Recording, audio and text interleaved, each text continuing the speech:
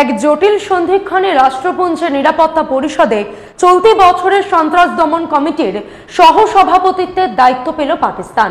ঠিক এমন সময় যখন ঘরোয়া রাজনীতিতে অপারেশন সিন্দুরের তত্ত্ব আর পাকিস্তানের বিরুদ্ধে হুঙ্কার ছেড়ে আবেগের হাওয়া গরম করতে নানান রাজ্যে একের পর এক জনসভা করছেন প্রধানমন্ত্রী নরেন্দ্র মোদী। পাকিস্তান সন্ত্রাসবাদের নেপথ্য নায়ক।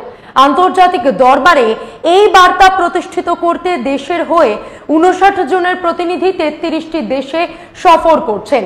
অপরদিকে পাকিস্তানের সঙ্গে একযোগে রাষ্ট্রপুঞ্জের অ্যান্টি টেরোরিজম কমিটিতে সহসভাপতিত্ব করবে রাশিয়া এবং ফ্রান্স। সভাপতিত্বের দায়িত্ব পেয়েছে আলজেরিয়া। এখানেই শেষ নয়, অ্যান্টি টেরোরিজম কমিটির পাশাপাশি তালিবানের উপর নিষেধাজ্ঞা সংক্রান্ত রাষ্ট্রপুঞ্জের নিরাপত্তা পরিষদের কমিটিতে খোদ সভাপতিত্ব করতে চলেছে পাকিস্তান। ওই কমিটিতে সহসভাপতিত্ব করবে গায়ানা এবং রাশিয়া। যেই পাকিস্তান সন্ত্রাসবাদের মূল পান্ডা, সেই দেশকে কি করে দুটো সন্ত্রাস দমন কমিটির প্রায় মাথায় বসালো রাষ্ট্রপুঞ্জ? শিউরে ওঠার মতন এই বিষয় নিয়েই আজ আমরা একটা নিরপেক্ষ আলোচনা করব। নমস্কার, আমি মধুরিমা ভৌমিক আর দৈনিক সংবাদ অনলাইনে আপনারা দেখছেন সত্যি আসলে বেদনাদায়ক। রাষ্ট্রপুঞ্জকে আমরা বিশেষত উন্নয়নশীল দেশগুলো গুরু ঠাকুরের মতো সম্মানীয় মনে করি। সেটাই স্বাভাবিক। সেখানে 15 সদস্যের নিরাপত্তা পরিষদে 5টি স্থায়ী সদস্য রাষ্ট্র রয়েছে: আমেরিকা, চীন, রাশিয়া, ব্রিটেন এবং ফ্রান্স। এছাড়া 2 বছরের মেয়াদে 10টি রাষ্ট্রকে অস্থায়ী সদস্য হিসেবে নিরাপত্তা পরিষদের জায়গা দেওয়া হয়। গত 1 জানুয়ারি থেকে নিরাপত্তা পরিষদের অস্থায়ী সদস্য পদ পেয়েছে পাকিস্তান। 2026 ডিসেম্বর পর্যন্ত সেখানে তাদের বিরাজমান থাকার কথা। তার মধ্যে নতুন করে পাকিস্তানকে দেওয়া হয়েছে সন্ত্রাস দমন কমিটির ভাইস প্রেসিডেন্টের পদ। মূল প্রসঙ্গে ঢোকার আগে চলুন আমেরিকায়, কারণ তারাই তো বিশ্ব কূটনীতির সবচেয়ে শক্তিধর দেশ।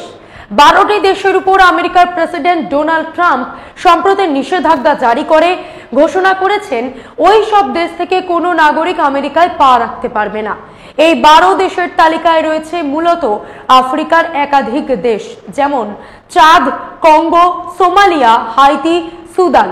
এর পাশাপাশি লিবিয়া, ইয়েমেন এবং ইরান। হোয়াইট হাউসের ওয়েবসাইটে এই ঘোষণা করা হয়েছে। এই নিষেধাজ্ঞার অন্যতম একটি কারণ, আমেরিকা মনে করে ওইসব দেশ সন্ত্রাসবাদকে মদদ দেয়। হোয়াইট হাউসের ওয়েবসাইটে জারি করে বিজ্ঞপ্তিতে লেখা হয়েছে, আমেরিকাকে সন্ত্রাসের হাত থেকে বাঁচাতেই ওই 12 দেশের উপর ভ্রমণে নিষেধাজ্ঞা চাপানো হয়েছে। এই জন্যই দেশগুলোর নাম বললাম, কারণ এই 12 দেশের তালিকায় পাকিস্তান নেই। তার মানে আমেরিকার চোখে পাকিস্তানের সঙ্গে সন্ত্রাসবাদের সম্পর্ক নেই, বা থাকলেও আমেরিকার কাছে সেটা বিবেচ্যই নয়। প্রসঙ্গে ফিরে আসি। 2025 সালের জানুয়ারি থেকে 2026 সালের ডিসেম্বর পর্যন্ত রাষ্ট্রপুঞ্জের নিরাপত্তা পরিষদের অস্থায়ী সদস্য হিসেবে দায়িত্ব পালন করছে পাকিস্তান। নিয়ম অনুযায়ী ঘুরিয়ে ফিরিয়ে প্রতিটি রাষ্ট্রকেই কিছু সময়ের জন্য নিরাপত্তা পরিষদের অস্থায়ী সদস্যের দায়িত্ব দেওয়া হয়। এর আগে 2021-22 সালে নিরাপত্তা পরিষদের অস্থায়ী সদস্য ছিল ভারত। ওই সময় 2022 সালের সন্ত্রাস দমন কমিটির প্রেসিডেন্টের দায়িত্ব ছিল ভারতের উপর। হয়তো সেই নিয়ম অনুযায়ী পাকিস্তান এসেছে, কিন্তু এখানে টাইমিংটা ভীষণভাবে লক্ষণীয়। কি বলবেন একে? ভাগ্যের পরিহাস। তার মধ্যে এখন নতুন করে সন্ত্রাস দমন কমিটির সহ সভাপতির দায়িত্ব, যা তাদের সন্ত্রাস বিরোধী আন্তর্জাতিক নীতি নির্ধারণে অংশগ্রহণের সুযোগ করে দেবে। অপারেশন সিন্দুর পর্ব থেকে সন্ত্রাসবাদের প্রশ্নে পাকিস্তানকে আন্তর্জাতিক দরবারে কোণঠাসা করার যে কূটনৈতিক পদক্ষেপ ভারত শুরু করেছে, এই ঘটনার পর তা যে বড়সড় বাধার সামনে পড়ল, এটা বোঝার জন্য কাণ্ডজ্ঞানী যথেষ্ট। গোটা বিষয়টা সন্ত্রাসবাদের বিরুদ্ধে মোদী সরকারের লড়াইয়ের বর্জ্য কঠিন সংকল্পকে কতটা আলগা করে দিল, সেটা সময় বলবে। ভারতের বিদেশমন্ত্রী সুব্রমণিয়ম জয়শঙ্কর বা বিদেশ সচিবের তরফে এখনো এই নিয়ে কোনো প্রতিক্রিয়া সামনে আসেনি। তবে কড়া প্রতিক্রিয়া দিয়েছেন রাষ্ট্রপুঞ্জে নিযুক্ত ভারতের স্থায়ী প্রতিনিধি পার্ভথানানি হরিশ। পাকিস্তানের এই পদপ্রাপ্তিকে পরিহাস বলে ব্যাখ্যা করেছেন তিনি। পাকিস্তানকে সন্ত্রাসবাদের গ্লোবাল হাব হিসেবে উল্লেখ করে হরিশ বলেছেন, পাকিস্তান 20টিরও বেশি রাষ্ট্রপুঞ্জ কর্তৃক স্বীকৃত সন্ত্রাসবাদী সংগঠনকে আশ্রয় এবং সমর্থন দিয়ে আসছে এবং ক্রস বর্ডার টেররিজমে রাষ্ট্রীয় মদত দিয়ে চলেছে। তিনি আরো বলেছেন, সেই পাকিস্তান যখন নিজেকে সন্ত্রাস বিরোধী লড়াইয়ের পুরো ভাগে বসে তখন তা এক চরম পরিহাস। ভারতের স্টিরিওটাইপ আরো ভেঙে বললে এক ধরনের গোড়া নমনীয় বিদেশ নীতি, যাকে অনেকে স্টেডিয়াম নীতিও বলে, তার কারণ সেই নেহেরু থেকে মনমোহন সিং অবধি ভারতের বিদেশ নীতি ছিল 1 ব্যালেন্সড বা ভারসাম্যের, 2 জোট নিরপেক্ষ বা নন অ্যালাইন্ড, 3 নমনীয়। কিন্তু মোদী সরকারের বিদেশ নীতি সেখান থেকে ভিন্ন, অনেকটা নিজের অবস্থানে অনড় থাকা। সেখান থেকে স্টেডিয়াম বা স্থিরতা শব্দটা উঠে এসেছে। নবভারতের বিদেশ নীতি নিয়ে কেন বিশ্বের অনেক দেশ বাঁকা হাসি হাসে তার কিছুটা বুঝতে হলে এই মুহূর্তে ট্রাম্পের কিছু কার্যকলাপকে বুঝতে হবে। তিনি জানিয়ে দিয়েছেন, হার্ভার্ড ইউনিভার্সিটিতে বিদেশি পড়ুয়াদের আন্তর্জাতিক ভিসা আর দেওয়া হবে না। ভাবতে পারছেন, ভারতের মেধাবী ছাত্রছাত্রীদের একটা অংশ যারা হয়তো হার্ভার্ডে উচ্চশিক্ষার একটা সুযোগের স্বপ্ন দেখছিলেন, ট্রাম্পের এমন নিষেধাজ্ঞায় তাদের সেই স্বপ্ন ভেঙে খান খান হয়ে গেছে। এই ছাত্রছাত্রীরা অধিকাংশই সচ্ছল উচ্চবিত্ত পরিবারে, হয়তো এদের মধ্যে একাধিক মন্ত্রী এবং আমলার সন্তানেরাও রয়েছেন। এদের মধ্যে অনেকেই হার্ভার্ডের প্রবেশিকা পরীক্ষায় হয়তো উত্তীর্ণ হয়ে বসে আছেন, কিন্তু ডিয়ার ফ্রেন্ডের আকস্মিক সিদ্ধান্তে তাদের অবস্থাটা একবার ভাবুন। সমাজের এই শ্রেণী মূলত বিজেপিরই ভোট ব্যাংক। নরেন্দ্র মোদীকে এরা বিশ্বগুরু হিসেবেই দেখতে চান। ডোনাল্ড ট্রাম্প কি এমন অতিমানব কেউ? ভারত যার বিরুদ্ধে দুটো কথা বলা তো দূরের কথা, সামান্য ফোঁস করতেও ভয় পায়। আমেরিকার এত বড় সিদ্ধান্তের পর, যেখানে ভারতীয় মেধাবী পড়ুয়াদের একটা অংশ গভীর উদ্বেগে পড়েছেন, তারপরেও আমাদের বাগ্মী বিদেশমন্ত্রীর কোনো প্রতিক্রিয়া এলো না কেন? কেন তিনি বিষয়টা নিয়ে মার্কিন বিদেশ সচিব মার্কো রুবিওর সঙ্গে এখনো কোনো আলোচনা করলেন না? এটাকেই অনেকে বলেন স্টেডিয়াম নীতি। সত্যিটা আসলে বেদনাদায়ক।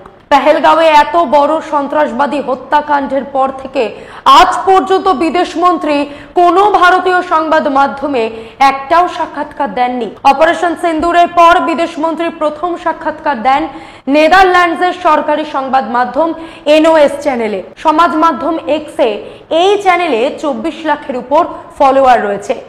এই দেশের মূলধারার এক একটি চ্যানেলে এর চেয়ে অনেক বেশি ফলোয়ার। এমনটা আমরা সম্প্রতি দেখেছি ভারতীয় সেনার সর্বাধিনায়ক অনিল চৌহানের ক্ষেত্রেও। এই নিয়ে দুদিন আগেই আমরা একটা পূর্ণাঙ্গ ভিডিও করেছি। পাকিস্তানের সঙ্গে সংঘর্ষে ভারতের বিমান ধ্বংস হওয়ার খবর জেনারেল চৌহান স্বীকার করেছেন কোনো ভারতীয় সংবাদ মাধ্যমের সামনে নয়, সুদূর সিঙ্গাপুরে বসে বিদেশি সংবাদ মাধ্যমের সামনে। অবাক লাগছে না? এর অর্থ কি দেশের মূল স্রোতের সংবাদ মাধ্যম এতটাই গুরুত্বহীন হয়ে পড়েছে যে দেশের গুরুত্বপূর্ণ সময় বিদেশমন্ত্রী কিংবা চিফ অফ ডিফেন্স স্টাফকে বিদেশি সংবাদ মাধ্যমের একান্ত সাক্ষাৎকার দিতে হচ্ছে? এতে কি ভারতের স্টেডিয়াম বিদেশ নীতি প্রকট হচ্ছে না? গত 22 মে নেদারল্যান্ডসের সরকারি চ্যানেলে বসে জয়শঙ্কর দাবি করেছিলেন পেহেলগাঁওয়ে হামলার সন্ত্রাসবাদীদের শনাক্ত করা হয়ে গেছে, অথচ নির্মম বাস্তব হলো আজ 6ই জুন পেহেলগাঁও হামলার একজন সন্ত্রাসবাদীও ধরা পড়েনি। ভারতের বুলেটে তাদের কেউ খতম হয়নি। এই সবই আক্ষেপের কথা, আশাহতের কথা, বেদনার কথা। আবার ফিরি মূল বিষয়ে। পাকিস্তানকে সন্ত্রাসবাদী দমন কমিটির প্রায় নীতি নির্ধারকের আসনে বসানো গোটাটাই তো উপহাসের পর্যায়ে পড়ে। ওসামা বিন লাদেনকে মার্কিন নেভিসেল বাহিনী কোন দেশের সুরম্য অট্টালিকার ভিতরে ঢুকে খতম করেছিল? পাকিস্তানে। রাষ্ট্রপুঞ্জের মোস্ট ওয়ান্টেড জঙ্গিদের তালিকায় উপরের দিকে থাকা মাসুদ আজহার কোথায় রয়েছে? পাকিস্তানে। মাসুদ আজহারের সংগঠন জৈশ-ই মোহাম্মদের সদর ঘাঁটি কোথায়? পাকিস্তানে। লস্করে তৈবার সদর ঘাঁটি কোথায়? পাকিস্তানে। সেই পাকিস্তান খোদ রাষ্ট্রসংঘের সন্ত্রাস দমন কমিটির সহ সভাপতি। এ তো রাষ্ট্রসংঘের নিরপেক্ষতা, বিশ্বাসযোগ্যতা নিয়েই প্রশ্ন তুলে দিচ্ছে। আন্তর্জাতিক কূটনীতি কি ক্রমশ তামাশার পাত্র হয়ে উঠছে? নাকি রাষ্ট্রপুঞ্জ ক্রমশ চীন আর আমেরিকার হাতের পুতুলে পরিণত হয়ে পড়ছে? দেশের স্বার্থে এই প্রশ্ন উঠবেই। আন্তর্জাতিক প্রটোকলের তোয়াক্কা না করে আমরা প্রশ্ন তুলবই। এই জন্যই বলছি, পাকিস্তান ঘোষিতভাবে আমেরিকার ক্লায়েন্ট স্টেট, পাশাপাশি চীনের সর্বঋতুর বন্ধু। চীনের যুদ্ধ বিমান নিয়েই তারা 1 মাস আগে ভারতের সঙ্গে লড়াইয়ের ময়দানে নেমেছিল। সেই যুদ্ধ তিনি থামিয়ে দিয়েছেন বলে দাবি করেছেন ডোনাল্ড ট্রাম্প। জানিয়ে রাহুল গান্ধী বেনজির কটাক্ষের সুরে বলেছেন, নরেন্দ্র সারেন্ডার বলতেই আত্মসমর্পণ করেছেন মোদি। আবার বিদেশে সফররত একটি ভারতীয় প্রতিনিধি দলের নেতৃত্বে থাকা কংগ্রেস সাংসদ শশী থারুর ওয়াশিংটনে বসে মন্তব্য করেছেন, আমেরিকার প্রেসিডেন্টের দফতর এবং প্রেসিডেন্টের প্রতি আমাদের অগাধ শ্রদ্ধা রয়েছে। এসব কি চলছে? 26 জন নিরীহ ভারতীয়র প্রাণ চলে গেছে সন্ত্রাসবাদীদের বুলেটে। গোটা দেশের আকাশ বাতাস শোকের চাদরে ঢেকে আছে। আর অন্যদিকে রাষ্ট্রপুঞ্জের সন্ত্রাস বিরোধী কমিটির মাথায় বসানো হচ্ছে পাকিস্তান। এই কি আন্তর্জাতিক কূটনীতির পোয়েটিক জাস্টিস? গত 22 এপ্রিল পেহেলগাঁওয়ে সন্ত্রাসবাদী হত্যাকাণ্ডের পর থেকে বিভিন্ন দেশে ভারত যে দৌত্য শুরু করেছে, তার মূল কথাই হলো আন্তর্জাতিক সন্ত্রাসের পাচারকারী পাকিস্তান। অথচ রাষ্ট্রপুঞ্জ নিরাপত্তা পরিষদের তালিবান নিষেধাজ্ঞা কমিটির চেয়ারম্যান করা হচ্ছে সেই দেশকেই। রাষ্ট্রপুঞ্জের সবচেয়ে গুরুত্বপূর্ণ যেই ফোরাম, সেই নিরাপত্তা পরিষদের সন্ত্রাস বিরোধী কমিটির ভাইস প্রেসিডেন্টের দায়িত্ব দেওয়া হয়েছে পাকিস্তানকে। জটিল এক সন্ধিক্ষণে এটা যে ভারতের কাছে পাহাড় ভেঙে পড়ার মতো, তা বোঝার জন্য কূটনৈতিক বিশেষজ্ঞ হতে হয় না। রাষ্ট্রপুঞ্জের মহাসচিবের সঙ্গে পেহেলগাঁও নিয়ে কথা বলাই শুধু নয়, P5 রাষ্ট্রগুলির সঙ্গে এবং বিশ্বের বিভিন্ন প্রান্তে পাকিস্তান সরকারের মদতপ্রাপ্ত আন্তঃসীমান্ত সন্ত্রাসবাদের ভাষ্য তৈরি করতে কার্যত প্রাণপাত করে চলেছে নয়াদিল্লি। চেষ্টা চলেছে এবং কখনো চলছে কূটনৈতিকভাবে পাকিস্তানকে একঘরে করে দেওয়ার। এরপরেও ডোনাল্ড ট্রাম্প ইসলামাবাদকে একবারও মৃদু স্বরেও ভৎসনা করেনি, উল্টে সংঘর্ষ বিরতির জন্য তাদের পিঠ চাপড়েছেন। আর এদিকে ভারতের বিদেশ মন্ত্রক বলছে, ভারত এই মুহূর্তে রাষ্ট্রপুঞ্জের নিরাপত্তা পরিষদের অস্থায়ী সদস্য পদে নেই ঠিকই, কিন্তু P5 ভুক্ত কিছু রাষ্ট্র এবং ডেনমার্কের মতন অস্থায়ী সদস্য রাষ্ট্রগুলির উপর প্রভাব খাটানোর জায়গায় রয়েছে। ফলে এই কমিটির ভিতরেই পাকিস্তানের যে কোনো ভারত বিরোধী পরিকল্পনাকে প্রতিহত করতে পারা সম্ভব। বিশেষজ্ঞদের মতে ফ্রান্স, রাশিয়া, ডেনমার্ক এবং আলজেরিয়ার মতো রাষ্ট্রগুলির সঙ্গে ঐক্যবদ্ধভাবে কাজ করে রাষ্ট্রপুঞ্জের ভিতরে ইসলামাবাদের চাল ভেস্তে দেওয়ার চেষ্টা করবে নয়াদিল্লি। রাষ্ট্রপুঞ্জের সিদ্ধান্তের সমালোচনা পরের কথা। এমন একটা আখ্যান নয়াদিল্লির তরফে তুলে ধরা হচ্ছে যে পাকিস্তানকে সন্ত্রাস বিরোধী কমিটির মধ্যে রেখে এবং তালিবানের শান্তি প্রয়াসের সঙ্গে যুক্ত করে আদতে শাহবাজ শরীফের উপর দায়বদ্ধতার চাপই তৈরি করতে চাওয়া হচ্ছে। রাষ্ট্রপুঞ্জের এই তালিবান নিষিদ্ধকরণ কমিটির আরেকটি নাম 1988 কমিটি। এই কমিটি বিশেষ কিছু পদক্ষেপের জন্য দায়বদ্ধ। তার মধ্যে রয়েছে তালিবানের সঙ্গে সংযুক্ত ব্যক্তি বা সংগঠনের ভ্রমণ সংক্রান্ত নিষেধাজ্ঞা আরোপ করা বা না করা, সম্পত্তি বাজেয়াপ্ত করা বা না করা, অস্ত্র নিষেধাজ্ঞার মতো বিষয়। এই ক্ষেত্রগুলিতে আফগান মানুষের শান্তি এবং নিরাপত্তা বিঘ্নিত হলে সক্রিয় হয় এই কমিটি। মোদ্দা কথায় 1988 কমিটির কাজই হলো তালিবান যাতে আফগানিস্তানের শান্তি এবং নিরাপত্তা বিঘ্নিত না করতে পারে সেই দিকে নজর রাখা। এখন সেই নজরদারির মাথায় বসছে কে? পাকিস্তান। পাকিস্তানকে মাথায় রেখে রাশিয়া এবং গায়নাকে এই কমিটির ভাইস প্রেসিডেন্ট করা হয়েছে। দেখুন, একটা বিষয় পরিষ্কার হচ্ছে যে পাকিস্তান সম্পর্কে ভারতের কোনো ওজর আপত্তি আন্তর্জাতিক দরবারে ধোপে টিকছে না। নয়াদিল্লির কার্যত বুকে আগুন জ্বালিয়ে দিয়ে বছর 2 আগে পাকিস্তানের জন্য $80 কোটি ঋণ মঞ্জুর করেছে এডিবি, এশিয়ান ডেভেলপমেন্ট ব্যাংক। পাক বিদেশমন্ত্রীর পরামর্শদাতা খুররম শাহজাদ এক্সে পোস্ট করে এই খবর নিশ্চিত করেছেন। এর আগে পেহেলগাঁওয়ে হত্যাকাণ্ডের পর একেবারে অপারেশন সিন্দুর আবহে পাকিস্তানকে $100 কোটি, ভারতীয় টাকায় 8,000 কোটি টাকা ঋণ মঞ্জুর করেছে আন্তর্জাতিক অর্থ ভান্ডার IMF। IMF এর তরফে বলা হয়েছে পাকিস্তান তাদের সংস্কার কর্মসূচি যথাযথভাবে বাস্তবায়িত করছে এবং দেশের অর্থনীতিকে পুনরুদ্ধার করছে। এই কারণে তাদের ঋণের দ্বিতীয় কিস্তি অনুমোদন করা হয়েছে। সেই সঙ্গে IMF জলবায়ু পরিবর্তন এবং প্রাকৃতিক দুর্যোগ মোকাবিলায় পাকিস্তানকে সহায়তা করার কথাও জানিয়েছে, যা ভবিষ্যতে ইসলামাবাদের সামনে আরো 100 কোটি বিলিয়ন ডলারের বেশি তহবিল যোগানের পথ খুলে দিতে পারে। ভারত কিন্তু বরাবরই পাকিস্তানকে এই ধরনের আর্থিক সাহায্যের বিরুদ্ধে। সাউথ ব্লকের বক্তব্য, পাকিস্তান আন্তর্জাতিক সাহায্যের টাকা দেশের উন্নয়নের কাজে না লাগিয়ে সামরিক খাতে ব্যয় করবে। আপনার মনে নিশ্চয়ই প্রশ্ন জাগছে, IMF এ আধুনিক বিশ্বগুরুর দেশ ভারতের এই যুক্তি টিকল না কেন? সরল উত্তর, IMF এর বোর্ডে ভারতের ভোটাধিকার মাত্র 2.6%, যেখানে আমেরিকার রয়েছে 16.49%। উপরন্তু IMF এ কোনো প্রস্তাবের বিরুদ্ধে ভোট দেওয়ার সুযোগ নেই। সদস্যরা কেবল সমর্থন জানাতে বা ভোট দানে বিরত থাকতে পারেন। অতএব ভারতের আপত্তি সত্ত্বেও ধরে নেওয়া যায় আমেরিকার প্রচ্ছন্ন সমর্থনেই পাকিস্তানের এই ঋণ অনুমোদিত হয়েছে। এই প্রসঙ্গে আরো বলি, 2018 থেকে 2022 সাল পর্যন্ত পাকিস্তান FTF এর ধূসর তালিকায় ছিল। FTF এর পুরো কথাটা হচ্ছে ফাইন্যান্সিয়াল অ্যাকশন টাস্ক ফোর্স। প্যারিসে এই সংস্থার সদর দফতর।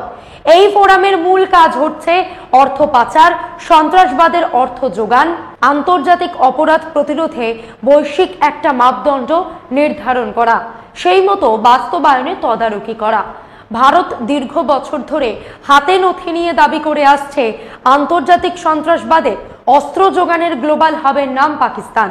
তবু দিনের শেষে ভারতের আপত্তি কিন্তু টেকেনি। 2022 সালে আন্তর্জাতিক কূটনৈতিক সমঝোতার মাধ্যমে পাকিস্তানকে FTF এর ধূসর তালিকা থেকে মুক্ত করে দেওয়া হয়। এটা নিঃসন্দেহে ভারতের সন্ত্রাসবাদ নির্মূল করার অঙ্গীকারের সামনে এক বিপজ্জনক বার্তা। গত 9 জানুয়ারির ঘটনা, ওড়িশার ভুবনেশ্বরে অষ্টাদশ প্রবাসী ভারতীয় দিবস সম্মেলনের উদ্বোধন করে প্রধানমন্ত্রী নরেন্দ্র মোদী তার ভাষণে জোর গলায় বলেছিলেন, আজকের বিশ্ব ভারতের কথা মন দিয়ে শোনে। আজকের ভারত কেবল নিজের অবস্থান দৃঢ়ভাবে শুধু তুলেই ধরছে না, বরং গ্লোবাল সাউথের কণ্ঠস্বরকেও পূর্ণ শক্তিতে প্রকাশ করছে। भारत के ये जो अचीवमेंट्स है, ये जो प्रोस्पेक्ट्स आज भारत में दिख रहे हैं, इसके कारण भारत की वैश्विक भूमिका बढ़ रही है। भारत की बात को आज दुनिया ध्यान से सुनती है। आज का भारत अपना पॉइंट तो स्ट्रांगली रखता ही है, ग्लोबल साउथ की आवाज को भी पूरी ताकत से उठाता है। जब भारत ने अफ्रीकन यूनियन को G20 का परमानेंट मेंबर बनाने का प्रपोजल रखा, तो सभी मेंबर्स ने इसका समर्थन किया। জানুয়ারি থেকে জুনে আসি, গত 5 মাসে দাঁড়িপাল্লায় চাপিয়ে দেখুন আন্তর্জাতিক কূটনীতিতে ভারত দৃশ্যত কতটা কি অর্জন করেছে আর পাকিস্তান কি অর্জন করেছে বোঝার চেষ্টা করুন।